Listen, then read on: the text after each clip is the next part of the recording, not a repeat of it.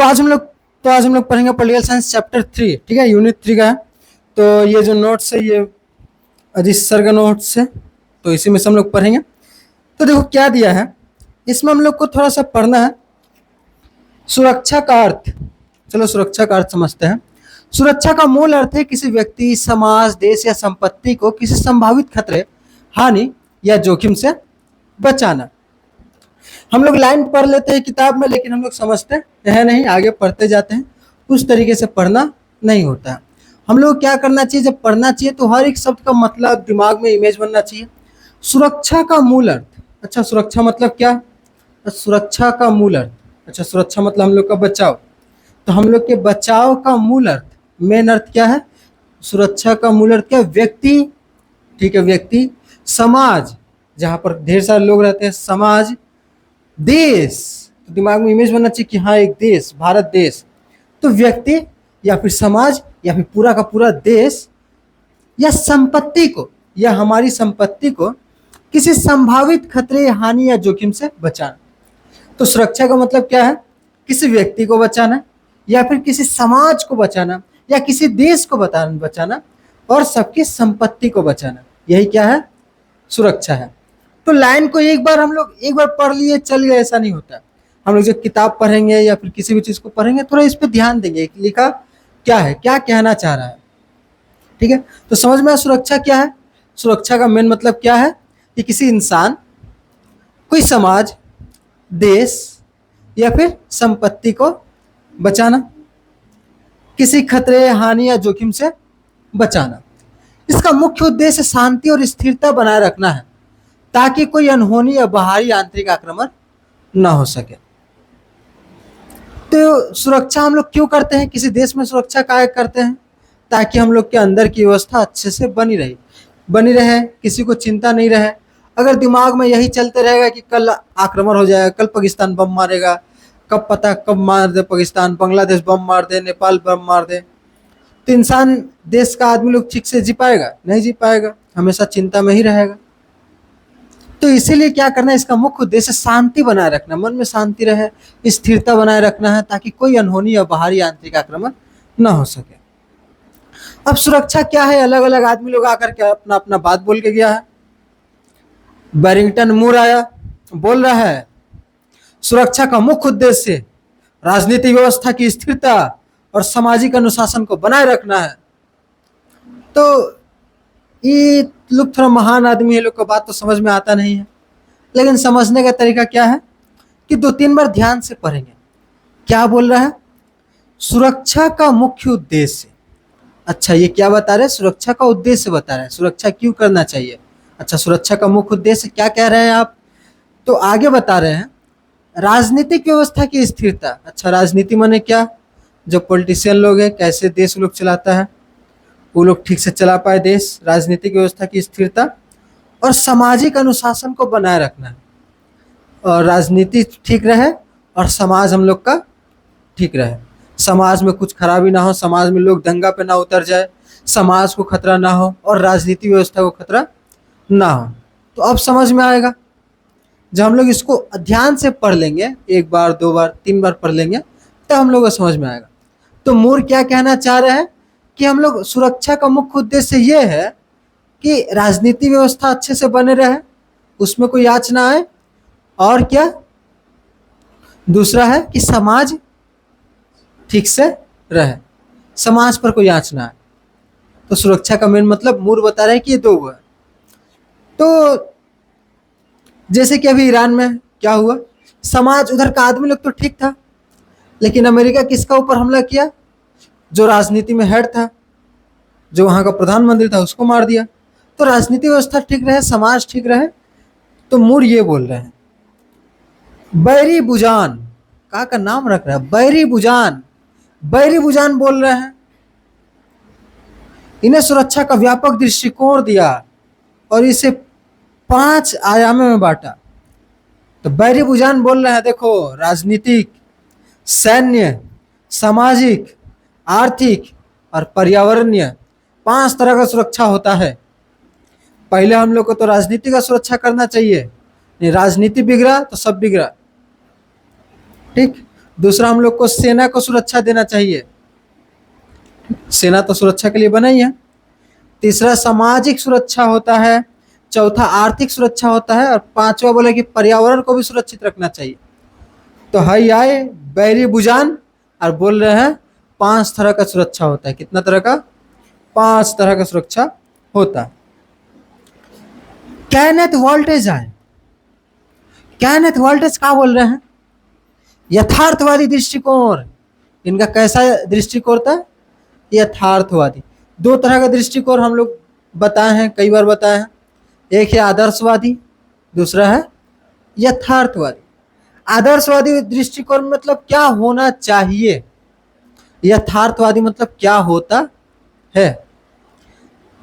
आदर्शवादी दृष्टिकोण में क्या होता है? कोई देश किसी देश पर हमला नहीं करेगा, बोलेगा कि तुम अमेरिका, तुम काहे हमला कर रहे हो ईरान पर, तुम्हारे पास जितना संसाधन है उससे खुश रहो, तुम यूगोस्लाविया पर काहे हमला किए। वहां का प्रधानमंत्री को उठा के लेके चल गया, जहाज से आया, पकड़ा, उठा के लेके चल गया प्रधानमंत्री को यूगोस्लाविया का। और वहां कहा कि यूगोस्लाविया के पास बहुत ज्यादा तेल है, तो आया, उठा के लेके चल गया। ये क्या था? यथार्थवादी। कोई देश कुछ नहीं बोला, कहा कि अमेरिका ताकतवर देश है। तो असलियत में ऐसा होता है, लेकिन अमेरिका खुद बोलता है कि कोई देश किसी देश के आंतरिक मामले पे दखल नहीं देगा, कोई किसी को परेशान नहीं करेगा, वो अपना देश संभालेगा, तुम अपना देश संभालो। तो बोलने में तो कुछ भी बोल सकते हैं। वो होता है आदर्शवादी कि क्या होना चाहिए, लेकिन होता क्या है? यथार्थवादी। यथार्थवादी क्या होता है कि अपना फायदा देखता है। अमेरिका क्या देखा? अपना फायदा। ईरान पर हमला किया तेल खातिर, लेकिन ईरान क्या बोला? झुकेगा नहीं सर। ईरान हार माना? नहीं माना। कितना सारा देश हमला किया, ईरान हार नहीं माना। यूगोस्लाविया कुछ नहीं बोले, वहां का आदमी लोग तो खुश हो गया कि मेरा प्रधानमंत्री को उठा के लेके चल गया, वाह अच्छा किया अमेरिका। उसके बाद जो हाल करेगा अमेरिका बाद में पता चलेगा। तो कैनेथ वोल्टेज का दृष्टिकोण कैसा था? यथार्थवादी दृष्टिकोण। यथार्थवादी मतलब समझ में आया? यथार्थवादी मतलब कि असली दृष्टिकोण क्या है, कैसा हो रहा है दुनिया में। ठीक। आदर्शवादी एक स्टूडेंट को 6 घंटा पढ़ना चाहिए, यथार्थवादी 6 मिनट भी पढ़ ले तो बहुत है। यथार्थवादी यही होता है। इनके अनुसार क्या बोल रहा है? अंतरराष्ट्रीय राजनीति में हर देश के लिए अपनी सैन्य सुरक्षा सर्वोपरि है। तो कैनेथ वोल्टेज क्या बोल रहे हैं कि हर देश के लिए सैन्य सुरक्षा सर्वोपरि है, कि हर देश को अपना सेना रखना चाहिए, अपने देश की सुरक्षा बनाए रखने के लिए सेना जरूरी है। तो सेना हर देश के पास होनी चाहिए। कोई भी देश बोलेगा नहीं सेना में बहुत ज्यादा खर्चा होता है, बहुत ज्यादा खर्चा होता है। लाखों लोग बने हैं सिपाही, और लाखों लोगों को लाखों रुपया देना, कितना लाख करोड़ रुपया इसी में चल जाता है। अगर सेना नहीं रहता, खतरा नहीं रहता, तो सारा पैसा अच्छा जगह पे खर्चा होता, रास्ता बनाने में, स्कूल बनाने में, पढ़ाई में, स्वास्थ्य में। लेकिन बहुत सारा पैसा कहाँ चल जाता है? सुरक्षा में। तो कैनेथ वोल्टेज बोल रहे हैं कि देखो सुरक्षा को हम लोग साइड में नहीं रख सकते। भारत के जितना भी टैक्स कलेक्ट होता है, भारत के बजट का बहुत सबसे ज्यादा पैसा जो खर्च होता है वो कहाँ होता है? सुरक्षा में खर्च होता है।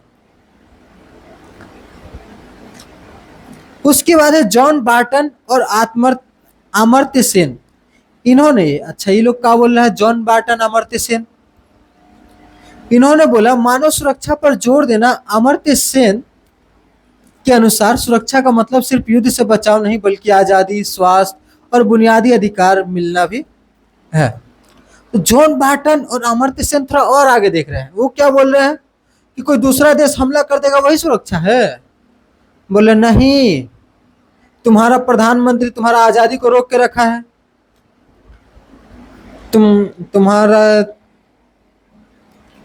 तुम्हारा स्वास्थ्य अच्छा नहीं है, तुम्हारा स्वास्थ्य व्यवस्था अच्छा नहीं है, बुनियादी अधिकार तुमको नहीं मिल रहे हैं, सरकार तय कर रहा है कि तुमको क्या करना है।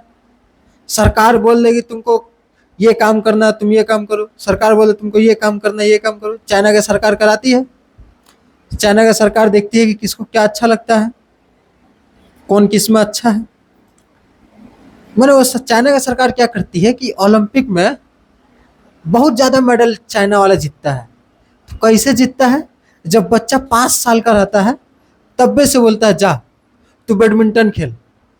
5 साल का बच्चा है और उसको 5 साल से 5 साल का बच्चा उसको रोज 7-8 घंटा खाली बैडमिंटन ही खिलाएगा, पढ़ाई लिखाई गया बाहर में उसका रोज 5-6 घंटा बैडमिंटन खेल रहा है।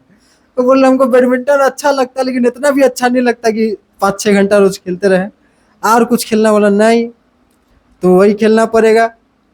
बड़ा स्ट्रिक्ट है शायद चाइना ये सब बात पे। तो गोल्ड मेडल जीतता है चाइना का ओलंपिक में जा करके, लेकिन उन लोग को पढ़ाई नहीं आता है, दिमाग IQ बहुत कम रहता है, लेकिन अपना चीज में गोल्ड मेडल लाया। तो चाइना ऐसा करता है और अमर्त्य सेन बता रहे हैं कि ऐसा करना हमारे सुरक्षा के खिलाफ है।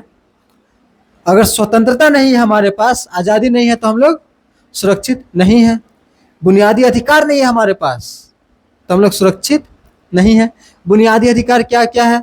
स्वास्थ्य अच्छा मिले, शिक्षा मिले, हम लोग स्वतंत्र हैं, कहीं भी कुछ भी खाए, कुछ भी घूमे। ठीक है, ये क्या है? ये कौन बात बोला? जॉन बार्टन और अमर्त्य सेन। बाकी सबको ये नजरिया नहीं दिखा। मूर का बोल रहा था राजनीति व्यवस्था ठीक रहे, समाज ठीक रहे, बस। बैरी बुजान बोल रहा है 5 गो चीज ठीक रहने से, राजनीति, सेना, सामाजिक, आर्थिक, पर्यावरण सुरक्षा। वोल्टेज का बोल रहा है कि सब देश को अपना सेना रखना चाहिए। और जॉन बार्टन अमर्त्य सेन बोल रहा है सेना रखा ठीक है, राजनीतिक व्यवस्था ठीक है, समाज ठीक है, हर इंसान को क्या मिलना चाहिए? स्वतंत्रता मिलना चाहिए, तब वो सुरक्षित है। ठीक है। और अभी ये लोग तो पुराना पुराना आदमी लोग हैं, अभी सुरक्षा का मतलब और आ गया है कि दूसरा देश हमला ना, व्यक्ति की सुरक्षा। ठीक, दिल्ली में होते रहता है, आदमी जा रहा था उसको पकड़ के वैन में बैठा लिया, आदमी गायब। मिसिंग केस बहुत सारा है देश में। वो लोग आदमी जो लोग मिसिंग होता है कहाँ जाते हैं क्या पता। ठीक से रहना, ठीक है, नहीं मिलता, आधा आदमी मिलता है, आधा आदमी मिलवे नहीं करता। सब मिसिंग होके कौन साइलेंट में गया।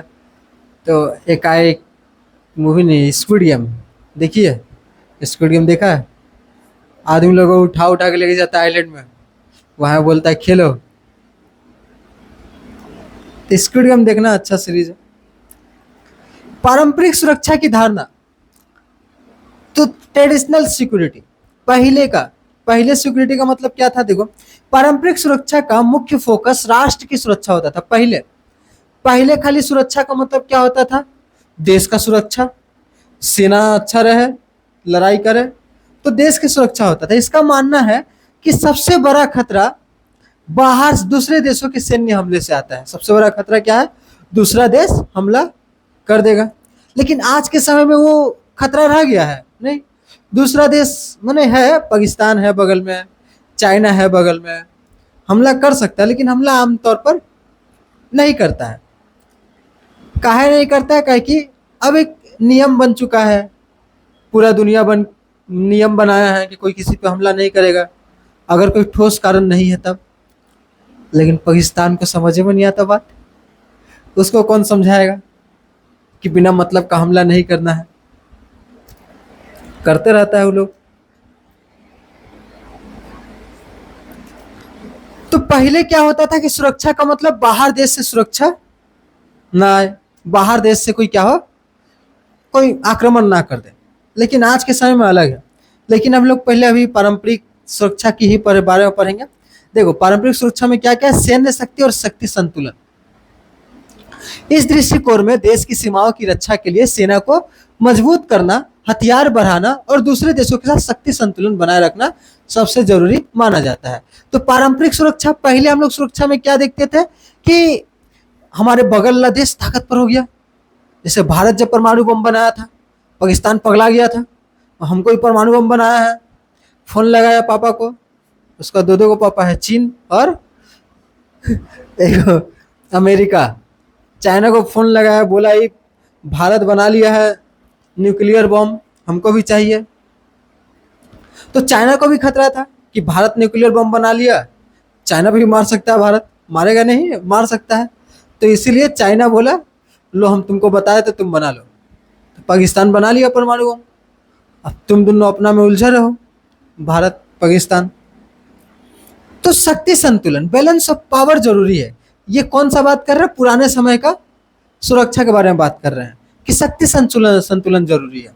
हम लोग आसपास देखते रहते हैं कि सामने वाला घर दुतल्ला बना लिया, पड़ोसी का भी देख रहे कि ये भी ढलाई उलाई करा रहा है, ये भी दुतल्ला बना रहा है, इसका 3 तल्ला बना तो वो भी 3 तल्ला बना रहा है।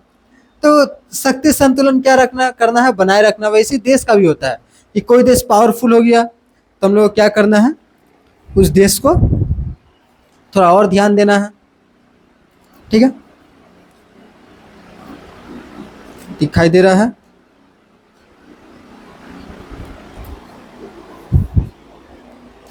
निरोध।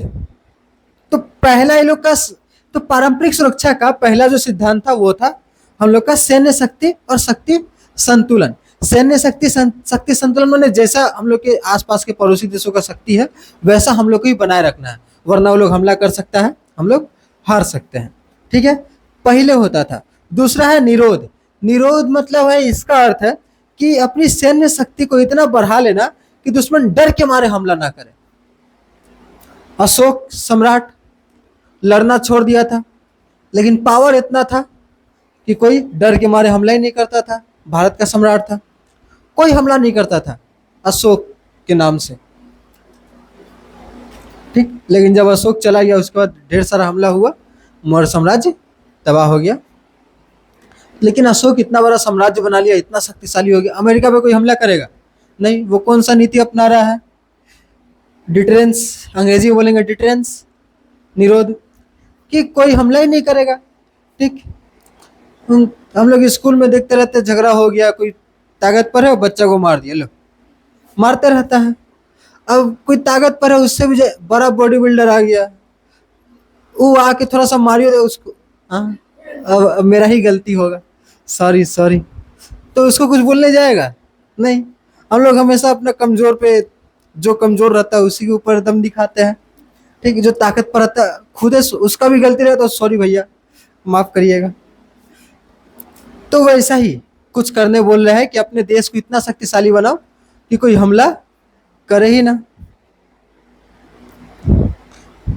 मेरा भारत भी ऐसा करता है। चाइना डिटरेंस कर लिया है, माने चाइना पर हम लोग हमला नहीं करते हैं। काहे नहीं करते? कि चाइना का शक्ति ज़्यादा है, पैसा ज़्यादा है, पावर ज़्यादा है।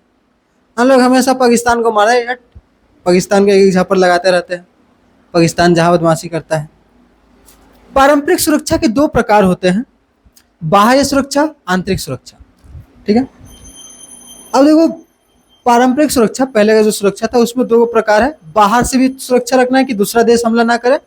दूसरा है आंतरिक सुरक्षा, कि इस देश के भीतर जो है लोग जो है, जैसे कॉकरोच जनता पार्टी आ गई, तोड़ फोड़ मचाने लगी, पुलिस का गाड़ी उड़ी तोड़ दिया, फिर वो लोग बोल रहे हैं कि नहीं पुलिस लोग गाड़ी तोड़ के गया है, फिर वीडियो में आ रहा है कि आज लड़का लोग उस पर चढ़ चढ़ के कूद रहा है गाड़ी के ऊपर। अब फिर बोल रहे हैं कौन सच बोल रहा है कौन झूठ बोल रहा है पता नहीं। तो वो भी तो देश की आंतरिक सुरक्षा के खिलाफ हुआ, देश का सुरक्षा के खिलाफ है कि तुम लोग क्या कर रहे हो, ये सब तोड़ फोड़ मचा रहे हो, तो संपत्ति का खिलाफ संपत्ति।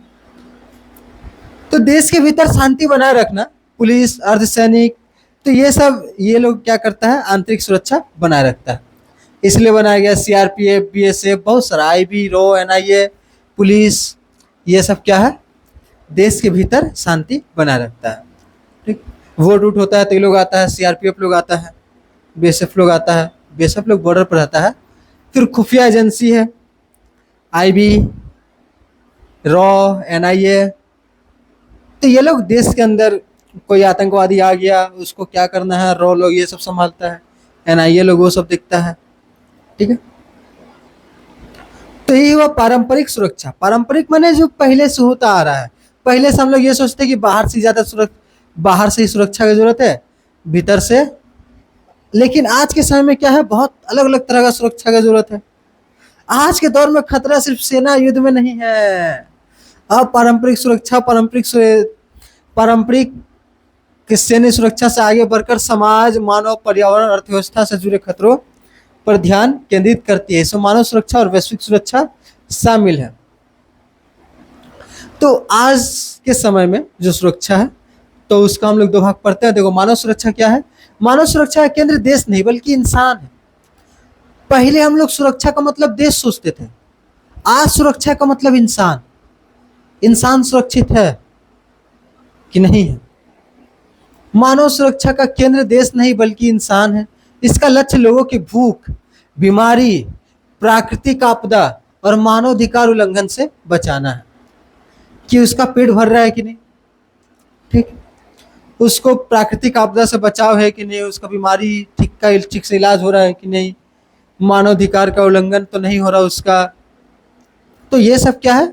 आज के समय का मानव ह्यूमन सिक्योरिटी है। ठीक है।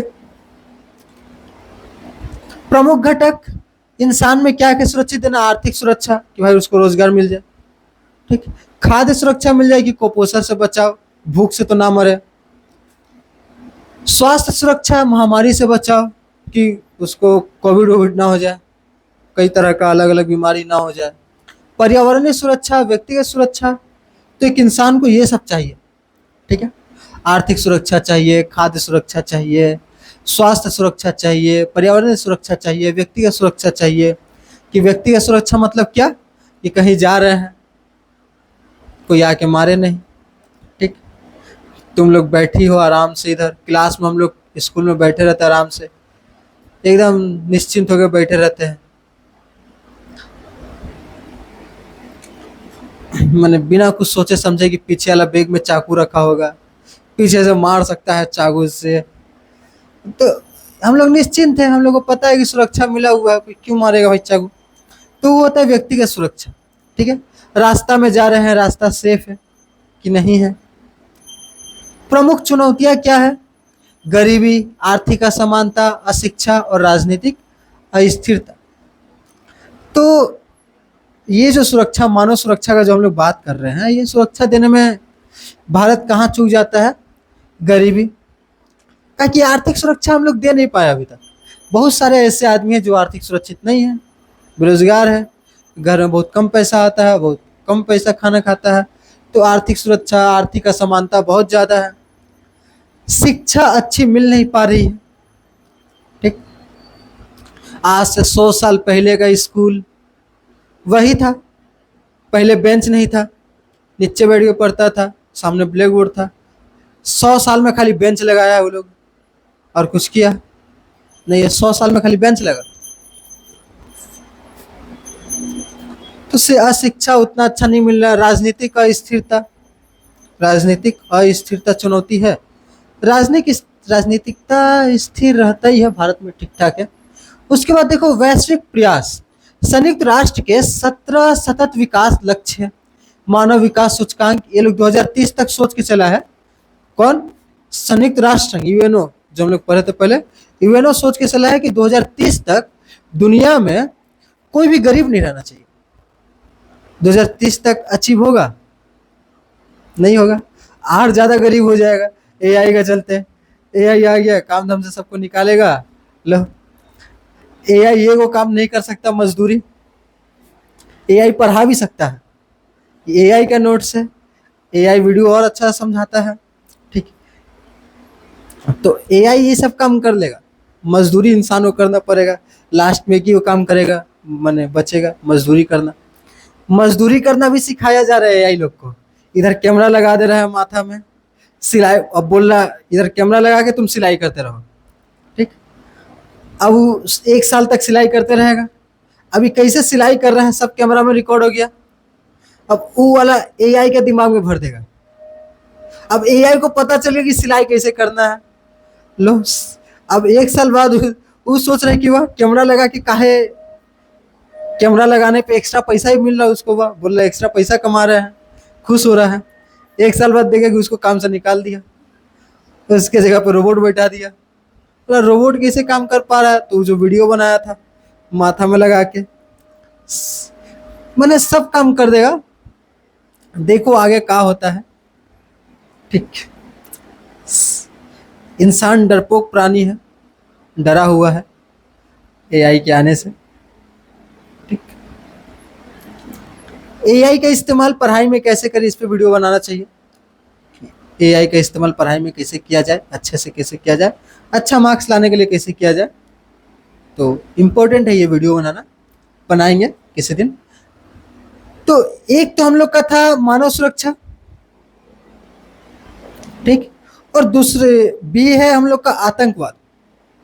आतंकवाद समाज में जानबूझकर भय, आतंकवाद है क्या, समाज में जानबूझकर भय और दहशत फैलाने के लिए निर्दोष नागरिकों पर किया गया हिंसक हमला। तो आतंकवाद क्या है, जानबूझकर किया गया। काहे करता है जानबूझकर कि भय फैलेगा, डर फैलाने के लिए ये लोग करता है। और ये लोग क्या करता है, तो निर्दोष नागरिकों को मारता है, ठीक। निर्दोष नागरिकों पर किया गया हिंसक हमला को क्या कहते हैं, आतंकवाद, ठीक। तो ये लोग बड़ा खतरनाक आदमी होता है, बम पहन के आ जाएगा, बोलेगा उड़ा दे, सब उड़ जाएगा। लो, मैं ये लोग का अंदर हिम्मत कैसे आता है, ठीक। ये लोगों को बोला जाता है कि यहाँ पे 10 मारोगे और वहां पे 10 स्वर्ग मिलेगा लोगों को मारने से। क्या पता कैसे ही सब बात विश्वास कर लेता है वो लोग। लेकिन लोग सरकार से गुस्सा रहता है, एक बात रहता है लोग का, सरकार से गुस्सा रहता है, सरकार कुछ किया होगा वो लोग के प्रति, सरकार से गुस्सा होगा, इसलिए सरकार से बदला लेता है। आतंकवाद, आतंकवाद समाज में जानबूझकर भय दहशत फैलाने के लिए निर्दोष नागरिकों पर किया गया हिंसक हमला है। इसका कारण क्या होता है, धार्मिक कट्टरता। आतंकवाद का कारण क्या है, धार्मिक कट्टरता की, हमारे धर्म के बारे में कुछ उल्टा पुल्टा नहीं बोलेगा। तो अगर कोई बोल दिया तो बस। आर्थिक असमानता, गरीबी, बहुत ज्यादा गरीबी है देश में, तो बोलेगा आतंकवादी बन, तुमको रोज 1000 रुपया मिलेगा, आतंकवादी बन जाए। तो ऐसे भूख से मर रहा था, पैसा तो मिलेगा कम से कम, परिवार वाला तो खाएगा। तो गरीबी अगर हो देश में तो भी लोग आतंकवाद में चल जाते हैं। राजनीतिक अन्याय, विदेशी हस्तक्षेप, अगर किसी के साथ राजनीतिक अन्याय हो गया, सरकार किसी के साथ गलत कर दिया, तो उसका आतंकवादी बनने का संभावना बढ़ जाता है। विदेशी हस्तक्षेप, कोई देश ज्यादा बोल रहा है तो ये देश क्या करेगा, आतंकवाद भेज देगा उसके देश में। जैसे भारत बहुत ज्यादा बोल रहा था, तो बहुत, जब टैरिफ लड़ाई हुआ था, अमेरिका सब देश पे टैरिफ लगा रहा था। टैरिफ हम लोग इकोनॉमिक्स में पढ़ेंगे, क्या है, टैक्स लगा रहा था कि अपना सामान यहाँ पे ला के बेचोगे तो उस पर लगेगा 100% का टैरिफ, माने यहाँ से 100 रुपये का सामान वहाँ पे 200 में बिकेगा। जब यहाँ का सामान वहाँ पे 200 में बिकेगा तो कौन खरीदेगा, तो बस उस यहाँ का सामान वो लोग उधर नहीं बेच पाए, इसलिए टैरिफ लगा रहा था। तो चाइना का सामान अमेरिका में बहुत ज़्यादा बिकता था। तो अगर भारत पे कम टैरिफ था, चाइना पे ज़्यादा टैरिफ था, तो क्या करता, चाइना का आदमी लोग आ जाता भारत में, चाइना का आदमी लोग भारत में आ जाता, फिर भारत से बिजनेस चलता, भारत का बिजनेस अच्छा हो जाता। तो इसी बात को भारत इसी चीज़ का फायदा नहीं उठा पाए। जो बिजनेसमैन होता है वो लोग को सिक्योरिटी चाहिए, वो लोग का जान बहुत ज़्यादा कीमती होता है, तो लोगों को सिक्योरिटी चाहिए। तो लोग ऐसा देश में नहीं जाएगा जहाँ पे इसे चलते चलते पूछेगा हिंदू मुसलमान, हिंदू को मुसलमान है बता, ले को मार देगा जा। तो क्या पता ऐसा हुआ था कि नहीं पहलगाम अटैक में। तो पहलगाम अटैक इसलिए हुआ था क्योंकि उस समय ये सब टैरिफ और चल रहा था, भारत उस समय अच्छा स्थिति में था, लेकिन भारत की स्थिति को गिराने के लिए अमेरिका फ़ोन किया होगा, पाकिस्तान भेज दो, पाकिस्तान भेज दिया, ठीक। कौन भेजा क्या पता, उसके बाद भारत पाकिस्तान में झमेला हो गया। तुम, भारत बोला पाकिस्तान को तुम भेजा आतंकवादी, पाकिस्तान बोला ना हम नहीं भेजे, तुम ही भेजा होगा, लड़ाई हुआ उस टाइम।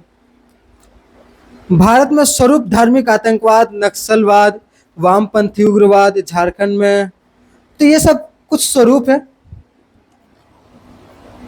मैंने इसका कई सारा स्वरूप है।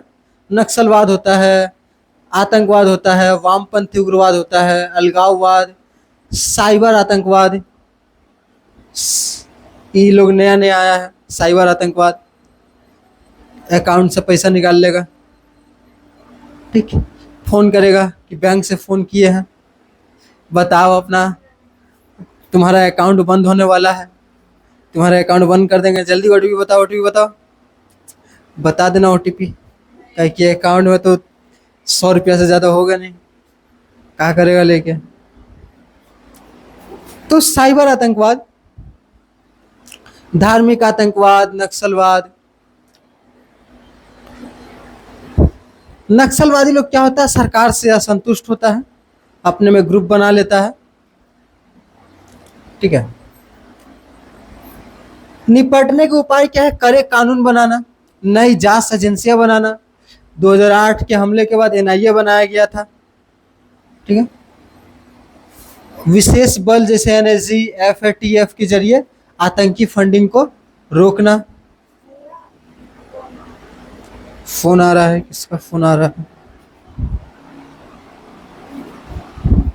उठाएंगे फोन। प्रवासन और शरणार्थी,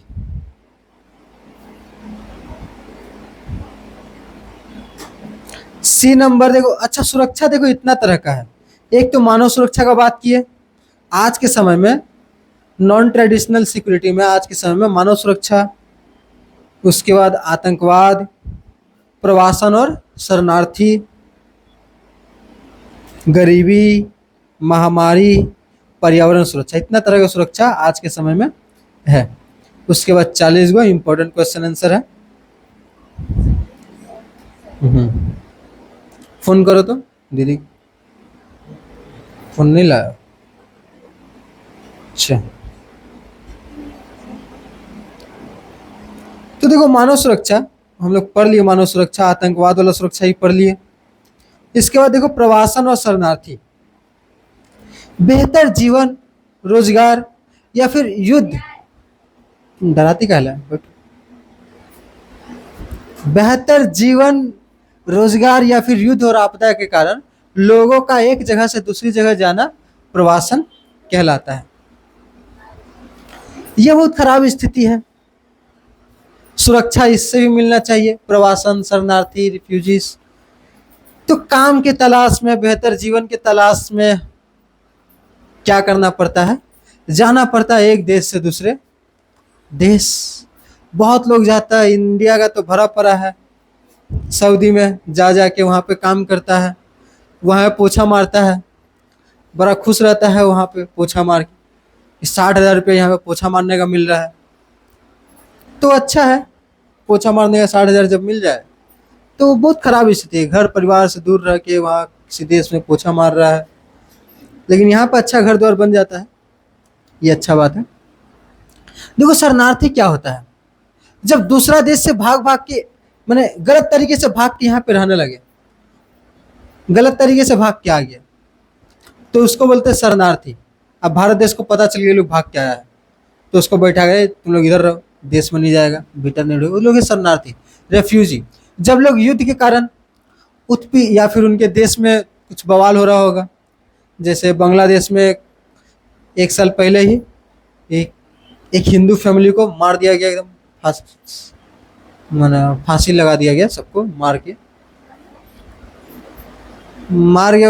मार के टांग दिया घर में ही, क्योंकि हिंदू था।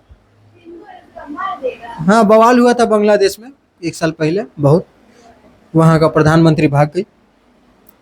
तो अगर वहाँ पे ऐसा बवाल होगा तो हिंदू लोग भाग के फिर आ जाएगा इधर। फिर एगो बाप बेटा काम कर रहा था मिठाई दुकान में, उन लोगों को मार दिया, उन लोगों को तो तलवार से मारा। बड़ा खतरनाक खतरनाक इंसिडेंट होते रहता है।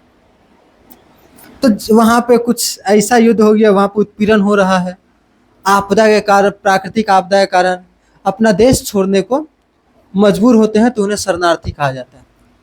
1951 का संयुक्त राष्ट्र एक शरणार्थियों की सुरक्षा से जुड़ा है, तो इसके लिए भी नियम बनाया गया कि शरणार्थी लोग अपना कष्ट से भाग करके आया है तुम्हारे इधर, उसको ठीक से रखना, उन लोग को ज़्यादा मैंने परेशान मत करना। उन लोग के लिए एक टेंट का व्यवस्था कर दिया जाता है, बहुत मुश्किल से लोग रहता है उधर, टेंट बना के उसी में रहो, तो बड़ा मुश्किल है लोग का भी रहना। शरणार्थी लोग, रेफ्यूजी लोग, एक कुछ समय पहले एगो वीडियो आया था कि अमेरिका के गटर में, माने नीचे, ऊपर में शहर है, नीचे में पूरा अंधेरा एगो टनल है, उसमें बहुत सारा आदमी लोग रहता है, अंधेरा टनल है। ठीक, टनल मतलब क्या होता है ये पूछ रही है? टनल मतलब टनल क्या होता है? गट टनल मतलब टनल नहीं पता है? अरे टनल मतलब क्या बोले? आ गया ना, टनल मतलब टनल होता है कि एक एक कैमरा बंद हो गया, ऑन है ना। टनल मतलब टनल होता है, अब क्या बताए? टनल मतलब अरे तुम लोग को, रुको, आ गया ना।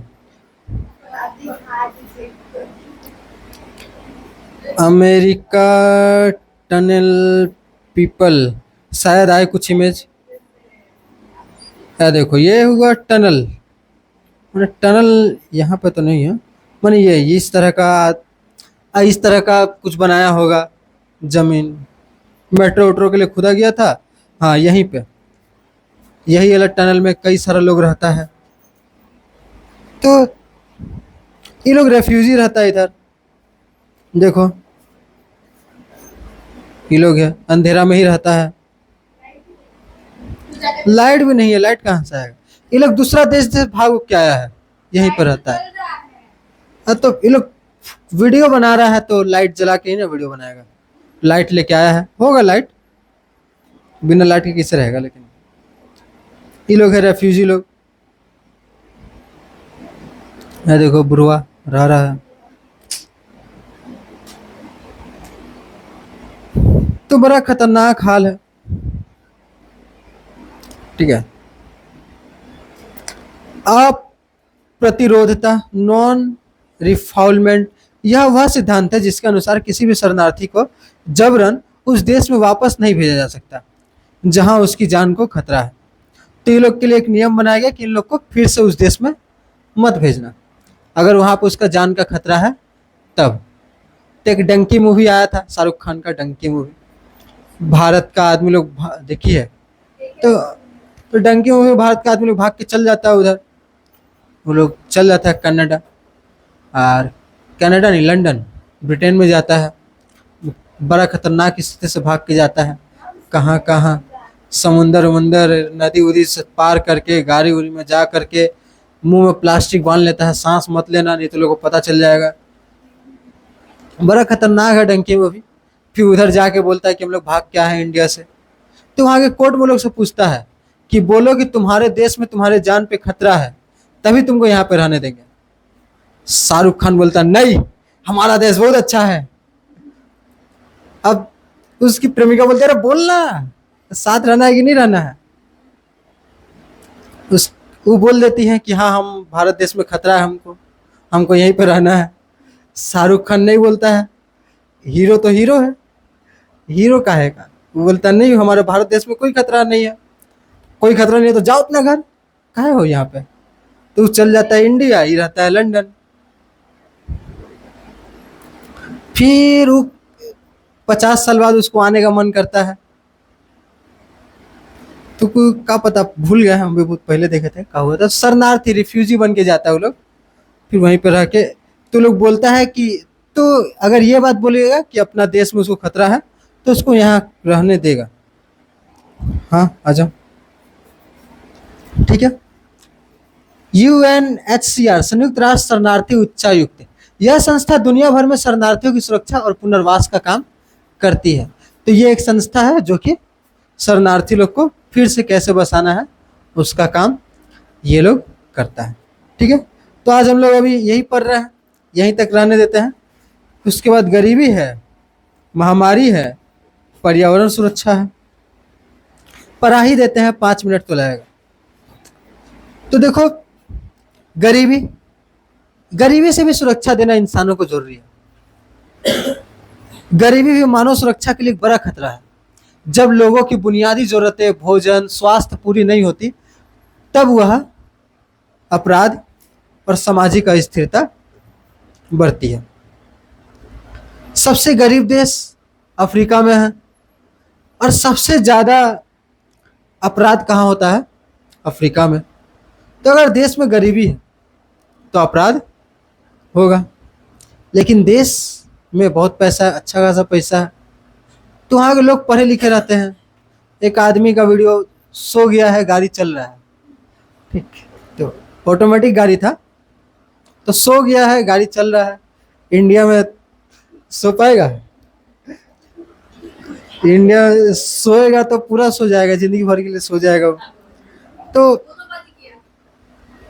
तो इंडिया का नहीं ना था, वो दूसरा देश में चला गया। कौन? वो तो मरते मरते बचा था। उस वो मुर्गी बेचने वाला लोग सुबह सुबह बाइक में लेके जाता है, 4 बजे, ठंडा का दिन था, वो बेचारा सोया नहीं था ठीक से, तो हम गए थे लेने, तो बोल रहा था, बाइक चलाते चलाते हमें घूमिए गए चला। फिर नींद खुला उसका। तो उसको नहीं करना चाहिए डिलीवरी, बाइक चलाते चलाते सो जा रहा है। तो जब लोगों की बुनियादी जरूरतें पूरी हो जाती है तब इंसान ठीक से रहता है। भारत के प्रयास MGNREGA मैग्नरेगा जो भी है 2005 के तहत 100 दिन का रोजगार, इसका तहत 100 दिन का रोजगार, राष्ट्रीय खाद्य सुरक्षा अधिनियम के तहत सस्ता अनाज, आयुष्मान भारत, ये सब नियम चलाया गया। तो आज मैंने भूखमरी ना रहे इसीलिए राशन बंटवाया जाता है फ्री में, मुफ्त में, ठीक। 100 दिन का रोजगार का कार्यक्रम मिला था, और भी कई सारे स्कीम है मुफ्त में।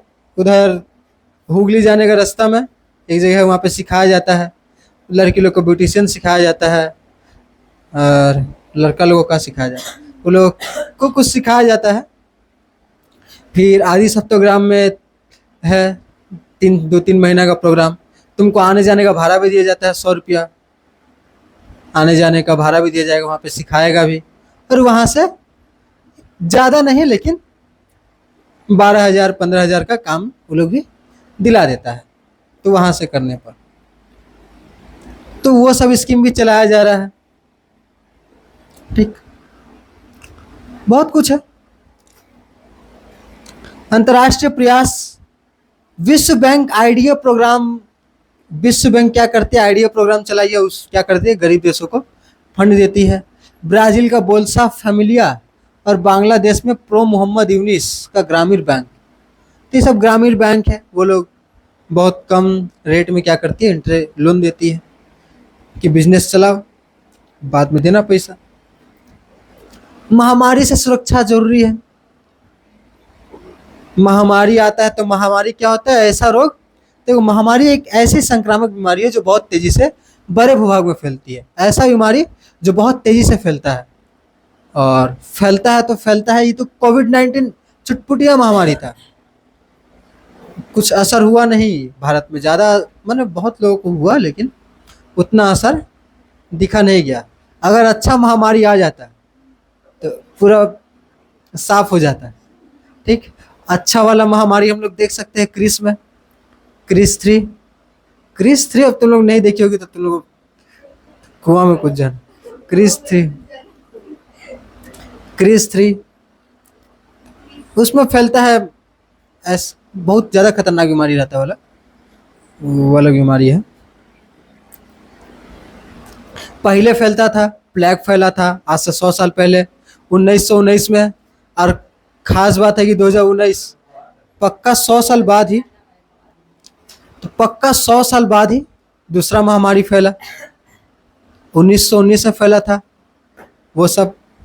उसमें वो बीमारी में क्या होता था कि पूरा गांव खत्म, अगर 1 जून को हो गया तो पूरा गांव खत्म हो जाता था। तो महामारी न केवल स्वास्थ्य बल्कि आर्थिक सुरक्षा और खाद्य सुरक्षा को भी बुरी तरह प्रभावित करती है। तो महामारी स्वास्थ्य को और खाद्य सुरक्षा को भी बुरी तरह प्रभावित करती है। इनसे निपटने के लिए WHO बनाया गया है, WHO ही जो कोविड-19 का बनाया गया था वैक्सीन, WHO बहुत ज़्यादा रिसर्च किया था। बच्चा लोग बड़ा खुश था, कोविड-19 आ गया था, 1 साल स्कूल छुट्टी, इस मैंने 1.5-2 साल 1.5 साल तो छुट्टी था। ठीक है, उसके बाद बच्चा लोग पढ़ना ही छोड़ दिया, क्या होगा पढ़ के। पर्यावरण सुरक्षा, प्राकृतिक संसाधनों को बचाना और प्रदूषण एवं जलवायु परिवर्तन से निपटना ही पर्यावरण सुरक्षा है। तो पर्यावरण सुरक्षा भी जरूरी है आज के समय में। तो हम लोग 2 तरह का सुरक्षा पढ़े, पारंपरिक सुरक्षा और अपारंपरिक सुरक्षा। अपारंपरिक सुरक्षा माने अभी वाला सुरक्षा, कि और क्या क्या सुरक्षा का जरूरत है। तो और क्या क्या सुरक्षा की जरूरत है, मानव सुरक्षा की जरूरत है। उसके बाद हम लोग पढ़े आतंकवाद से सुरक्षा का जरूरत है। उसके बाद सी नंबर हम लोग क्या पढ़े, सी नंबर कि रोजगार दे दो भाई, प्रवासन हम लोग को नहीं चाहिए, प्रवासन रिफ्यूजी ये लोग से सुरक्षा चाहिए, गरीबी से सुरक्षा चाहिए, महामारी से सुरक्षा चाहिए। और हम लोग को सुरक्षा कौन प्रदान करता है, पेड़ पौधे, पेड़ पौधों को भी सुरक्षा दो भाई। पानी गंदा कर दोगे, सारा पानी बहा दोगे तो पियेंगे का, तब तो और बड़ा खतरा आ जाएगा। और पानी वाला खतरा आएगा आज से 10-15-20 साल बाद, क्या कि पानी तो कितना बर्बाद है तो हम लोग को पता ही है। ठीक, तो वो आएगा, 50 साल शायद लग जाए, लेकिन पानी वाला खतरा आएगा। तो हाँ, जहाँ जहाँ पर का था, तालाब भर तालाब बना बना के घर बना लिया है, तालाब भर गए। तो तालाब से पानी होता था, ये तालाब में पानी है तो तालाब से पानी जमीन के नीचे जाता था। अब तालाब ही गायब हो गया तो पानी जमीन के नीचे कहाँ जाएगा। तो प्राकृतिक सुरक्षा बहुत जरूरी है। पेड़ पौधे काट रहा है इंसान, जहाँ देखो घर ही घर, पेड़ पौधा कम हो गया। इससे क्या होगा, इस सबसे जलवायु परिवर्तन होगा। जलवायु परिवर्तन कैसा होगा, पहले गर्मी ठीक ठाक होता था, अभी गर्मी ज़्यादा होता है, बहुत ज़्यादा होता है। ये गर्मी का मौसम में तो रहा नहीं जा रहा था इतना गर्मी। ठीक, तो अभी थोड़ा बारिश होने के बाद तो कम है। तो क्या होता है, जलवायु परिवर्तन होता है। बाढ़ आया असम में अभी हाल फिलहाल, तो ये सब जलवायु परिवर्तन है। सऊदी में पानी नहीं पड़ता, उधर बाढ़ आया था अगला साल तो उधर सब है जलवायु परिवर्तन। रेगिस्तान इलाका है, पानी बहुत कम पड़ता है, बाढ़ आ गया था। ये हाल फिलहाल में, ये 1 महीना पहले अमेरिका नहीं, यूरोप में, ब्राजील में इतना ज़्यादा गर्मी पड़ गया, कितना ज़्यादा गर्मी पड़ गया, वहाँ का आदमी लोग, बहुत सारा आदमी लोग मरा उधर ब्राज़ील में, बहुत सारा आदमी लोग मर गया। माने गर्मी तो यहीं तक कहीं पड़ा था, जैसा बंगाल में पड़ता है 40 डिग्री सेल्सियस, इतना ही गर्मी पड़ा था। लेकिन वो बेचारे लोगों को गर्मी का आदत है नहीं, कहीं वहाँ पे ठंडा ज़्यादा पड़ता है। वो लोग घर ऐसा बनाता है कि ठंडा से बचा रहे, घर का अंदर गर्मी बाहर नहीं जा सके। ठीक, कांच का बनाता है, कांच से गर्मी अंदर आ जाएगा, लेकिन बाहर नहीं जाएगा। स्विच ऑफ नहीं ना हुआ, बस हो गया, खत्म हो गया पढ़ाना। तो अचानक से वहां पे इतना ज्यादा गर्मी बढ़ गया कि बस वीडियो ऐसा वायरल हो रहा कि रास्ता पिघल गया, गाड़ी पिघल गया तो वो सब वीडियो फेक था, लेकिन गर्मी बहुत ज्यादा था, बहुत लोग मर गया उधर। अभी ठीक हो गया, वहां पे अचानक से कुछ आ गया था, हीट वेव। तो वो सब जलवायु परिवर्तन के कारण ही होता है। अब वो लोग बोलेगा हम लोग तो अच्छा से रहते हैं, जलवायु परिवर्तन काहे हो गया उधर। पूरा दुनिया तो एक ही है, दूसरा देश अगर खराबी कर रहा है, दूसरा देश में अगर धुआं निकल रहा है तो धुआं तो हवा में जाके मिलेगा। और हवा कौन सा देश का है, हवा तो पूरा देश घूमते रहता है, देश विदेश। तो इसीलिए पूरा दुनिया को ठीक करना पड़ेगा, अपना देश को ठीक कर लिए तो काम नहीं चलने वाला नहीं है। दुनिया का सबसे गंदा शहर दिल्ली, दो शहर में कंपटीशन होता रहता है, दिल्ली और लाहौर में। भारत बोलता है काहे लाहौर इसमें आगे रहेगा, तो दुनिया का सबसे गंदा शहर दिल्ली रहेगा। लाहौर बोलता है कि दिल्ली काहे रहेगा सबसे गंदा शहर, फिर लोग लाहौर कभी आगे जाता है, कभी दिल्ली आगे जाता है। तो लाहौर दिल्ली में कंपटीशन है, सबसे गंदा शहर कौन बना सकता है। लेकिन उसके बाद 5वां नंबर पर कलकत्ता मिल जाएगा, टॉप 10 में तो कलकत्ता मिल ही जाएगा।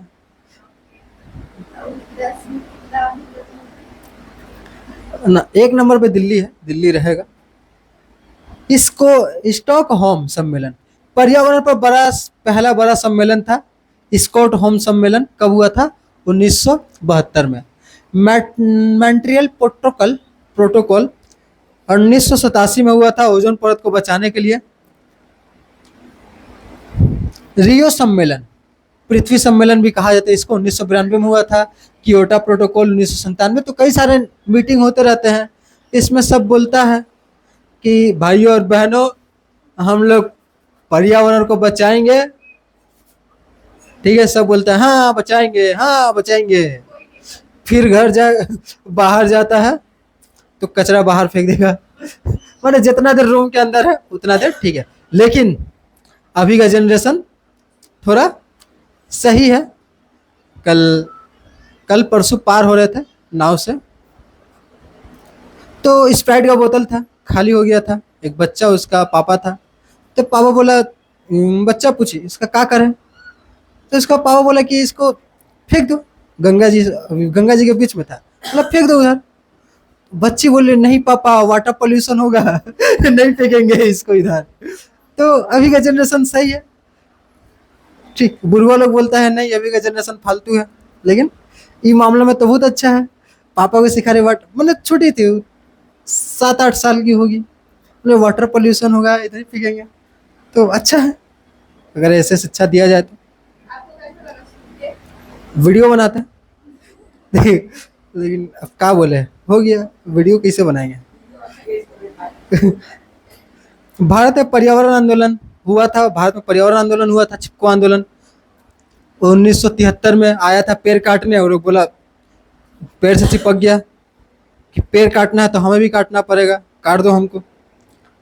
तो बड़ा खतरनाक उत्तराखंड में हुआ था पेड़ों को बचाने के लिए। चिपको आंदोलन कब हुआ था?